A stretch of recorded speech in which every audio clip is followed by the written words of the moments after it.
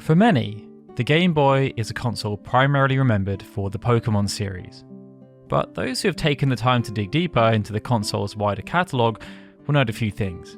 First off, there was a wealth of creative and innovative games, and second, a decent chunk of these were role-playing games that were not Pokemon, even though some certainly tried to replicate its success.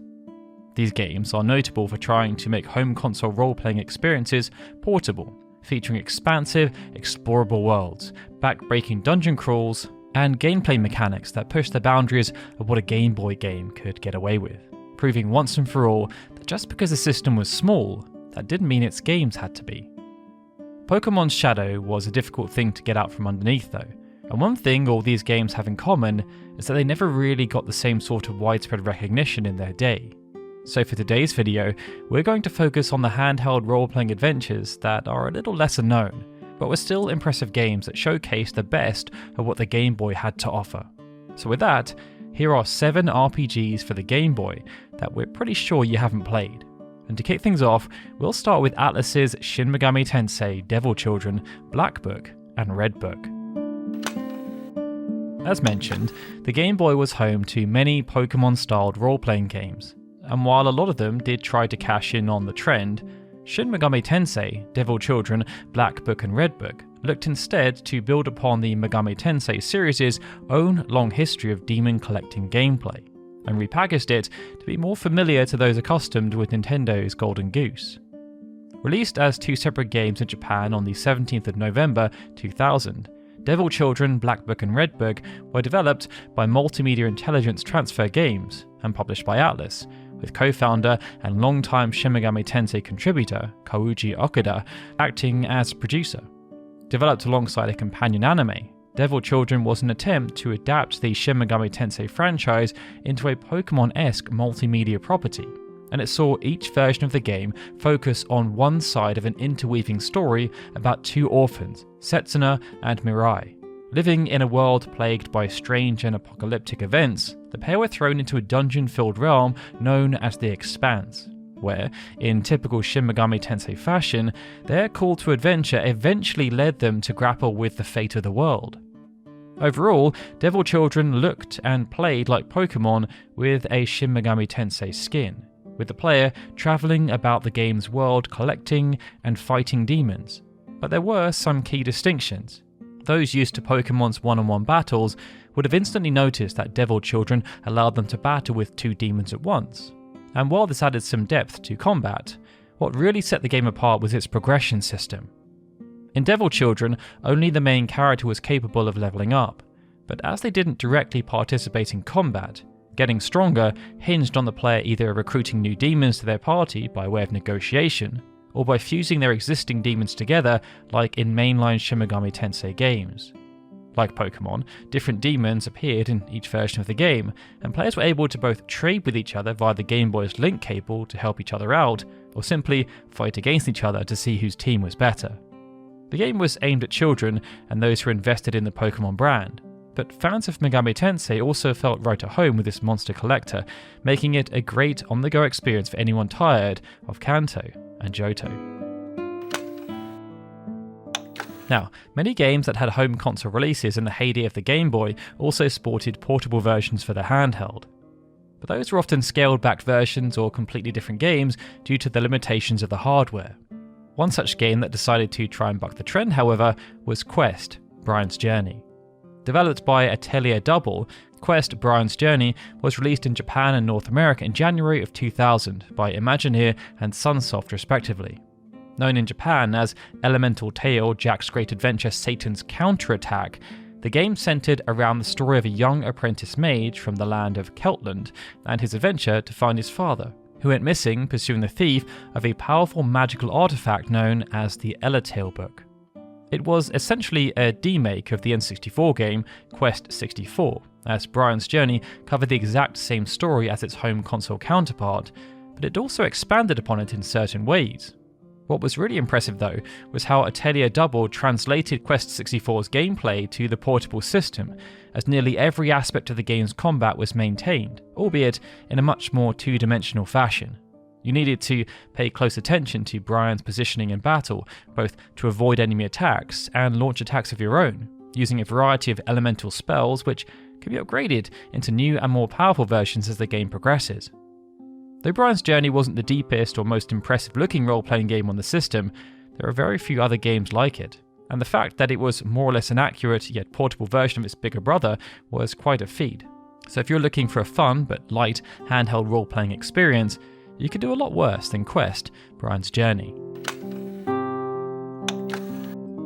Another game eager to prove that home console role-playing games could work on the Game Boy was Lufia, The Legend Returns. Released worldwide in the fall of 2001, with Taito, Natsume and Ubisoft handling the Japanese, North American and European releases respectively, Lufia The Legend Returns was notable for having started its life as a PlayStation game, as it was intended to be the third mainline entry into the Lufia series. Unfortunately, developer Nihon Flex went under while the project was underway, so the original Lufia developer, Neverland, picked up the project and reworked it from the ground up as a portable game.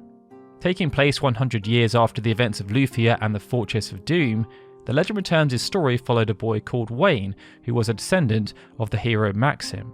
He was on a quest to defeat beings known as the Sinistrals, who had suddenly reappeared to wreak havoc.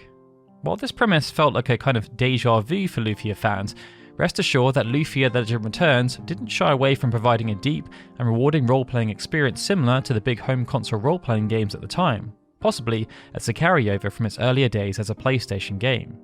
This was most evident in the game's robust party system. You were able to bring up to 9 characters into combat at once, organising them to 3 columns of 3, with 1 character from each column attacking once per turn.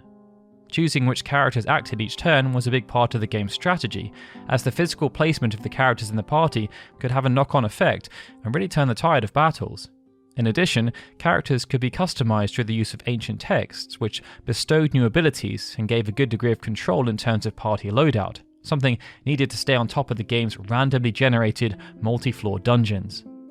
On top of this, Lufia The Legend Returns offered everything else you might expect from a role-playing game, such as towns, items, and loads of equipment. So those looking for a handheld experience that sometimes made you forget you were playing on a Game Boy would be remiss not to give it a try.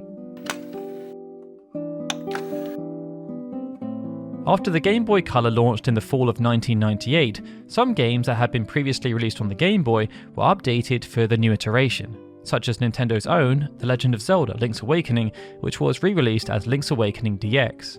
But also our next entry, Legend of the River King. Developed by Toei and published by Victor Interactive Software in Japan and Natsume in North America, Legend of the River King was originally released in 1997 before receiving an updated version for the Game Boy Color in 1999. In a role-playing landscape dominated by fantasy worlds and monster collecting, what set Legend of the River King apart from other games on the system was its decidedly different gameplay focus, which was on fishing. In the game, you played as a young boy whose sister had fallen ill, and the only way to cure her rare disease was by catching a rare fish known as the Guardian Fish. To do so, you'd need to travel across the land and fish in its many streams, rivers and lakes, all while upgrading and obtaining new equipment by selling the fish you'd caught at the market. But you had to be wary. Just because the game was about fishing, that didn't mean there was no danger. While exploring the wilderness in search of new places to cast your line, there was always the chance you'd be attacked by wild animals like snakes, bats and bears, either because you were simply in their territory, or because you had fish they wanted.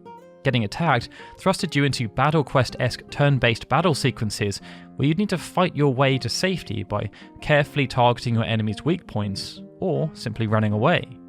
Without a doubt, Legend of the River King was a weird mix of gameplay, but there's nothing else quite like its unique brand of fishing simulation and role-playing.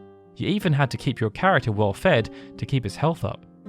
If the sudden animal attacks and drama of landing the big catch proved too exciting though, Legend of the River King also offered virtual pet mode, where players could delight in raising their own fish, helping to cement its place as one of the cozier role-playing games available on the system. In the pre-Pokemon era of the Game Boy, role-playing games on the console usually tried to emulate the success of Famicom games, such as Makai Toshu Saga, or our next game, Revelations: The Demon Slayer. Titled Megami Tensei Gaiden Last Bible in Japan, due to its status as a Megami Tensei spin-off game, Revelations was another title developed by Multimedia Intelligence Transfer Games in conjunction with Access Games, and published by Atlus. First released on the Game Boy in Japan in 1992, a Game Gear version was released soon after in 1994, with the updated Game Boy Color version of the game coming much later in the summer of 1999. And this also represented the first time the game was localized outside of Japan. Produced by the executive producer of the first Shin Megami Tensei game, Hideyuki Yokoyama, the game put you in control of a young boy named L who was a student of a power known as Gaia, tasked with travelling the world and making pacts with demons, before recruiting them to his cause in order to put an end to the encroaching forces of evil.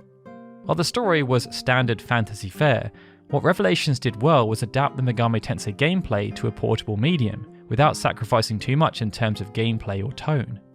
In contrast to the more kid-targeted and Pokemon-like Devil Children, Revelations was a straight-shooting fantasy role-playing experience that played essentially the same as its home console predecessors, but with top-down Dragon Quest and Final Fantasy-style exploration. Fans of those games and Megami Tensei therefore found much to dig into here, and they easily spent hours recruiting demons through tense negotiations, fusing them together, and fighting their way through strategic turn-based encounters. Those looking to test their mettle against other would-be demon whisperers were also in luck, as the game featured multiplayer support in the form of a competitive mode, which let two players pit their teams against each other. Though certainly less flashy than Devil Children, Revelations the Demon Slayer was perfect for those looking for an old-school role-playing challenge while also wanting an accessible and portable Megami Tensei fix. Now, what made role-playing games on the Game Boy so unique was that due to the limitations of the system, many games took rather unorthodox approaches to gameplay, swinging big and hoping to become the next handheld hit. One game that certainly swung big was Metal Walker. Released on the 29th of December 1999 in Japan and then in North America in 2001, Metal Walker was both developed and published by Capcom, and originally began life as a pedometer game similar to Digimon. Featuring character designs by manga artist Takao Aoki, creator of the Beyblade manga, Metal Walker was set in the Rusted Land, a dilapidated industrial and robot-infested island rich in a rare substance called core.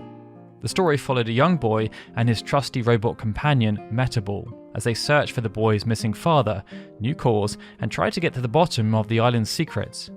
At first glance, Metal Walker seemed like yet another Pokemon clone, but under the hood things were quite different.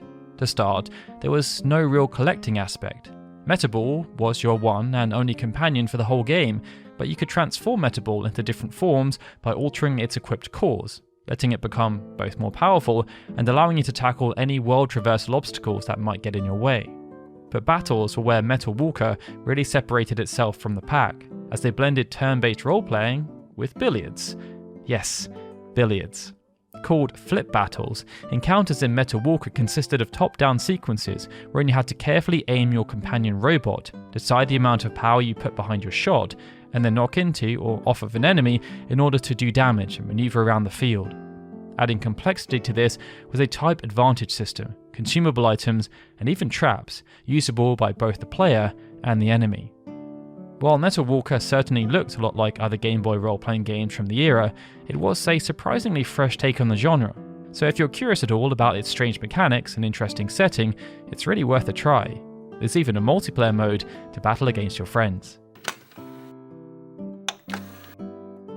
For the last entry today, we have Grandia Parallel Trippers. Released in Japan on the 21st of December 2000, Parallel Trippers was developed by Game Arts, developers of the original Grandia, and published by Hudson Soft. Its narrative followed the adventures of three school children named Yuri, Mizuki, and Shiro, as they found themselves drawn into the world of Grandia, before attempting to find their way home and getting wrapped up in saving the world along the way. Designed to be an accessible, portable take on Grandia's gameplay, Parallel Trippers put its own spin on things by offering an expanded roster of 29 playable party members, all of whom were characters from the original game like Justin, Sue, and Fina. Battles also played out in a similar fashion, with both party members and enemies moving along a timeline that determined when they could act, but with direct commands replaced by a card-based system instead. These cards were at the heart of Parallel Trippers' gameplay loop, as they determined which actions characters could take in battle, and were the primary way in which they got stronger, as leveling up only increased HP, and there was no equipment save for some stat boosting accessories. Determining which card combinations would work best for your playstyle and team therefore required a bit of experimentation, but it was a novel way to streamline a lot of the more complicated and hard to pare down aspects of Grandia's combat, while keeping the spirit of the gameplay intact. Unfortunately, there was never an official localization of Parallel Trippers, which is a shame, as it really did try its best to bring the engaging gameplay of Grandia to the Game Boy Color, and for the most part, it succeeded. But with that, they were 7 Game Boy RPGs you've probably never played.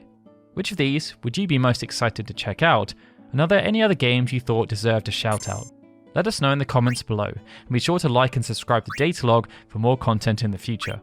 Also, feel free to check out all the unique content we have on Patreon over at patreon.com/datalog, including podcasts and exclusive history episodes.